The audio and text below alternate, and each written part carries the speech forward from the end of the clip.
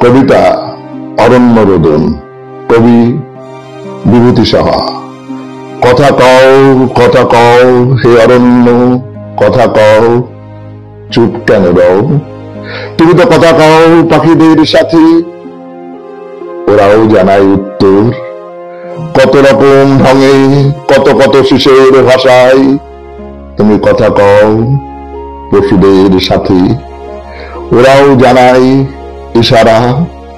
কখনো নীরবে চুপি চুপি, কখনো গম্ভীর হুঙ্কারে। তবুও তো ওরা ভালোবাসে তোমায়।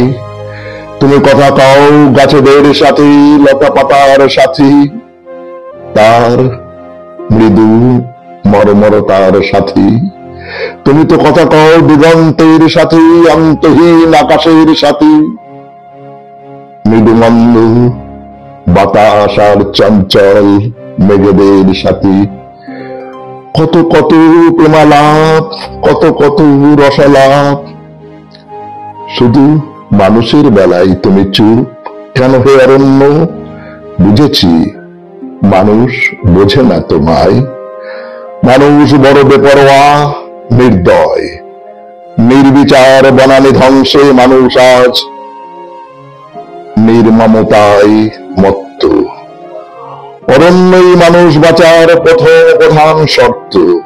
মানুষ বড় মূর্খ, তাই তো বুঝেও বোঝে না মানুষ বড় লোভী।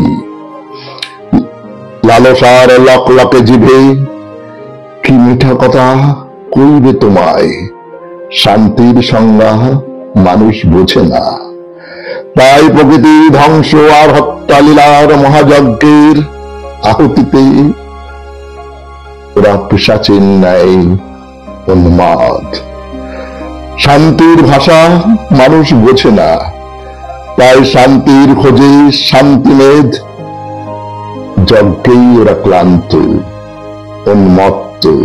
বুঝেছি, তাই তুমি চুপ। মানুষের ভগবান হয়ে ওঠার উলঙ্গ নির্লজ্জতায় আজ তুমি নির্বাক। হাই, এই নির্বোধ মানুষকে কে শেখাবে সবক? নমস্কার।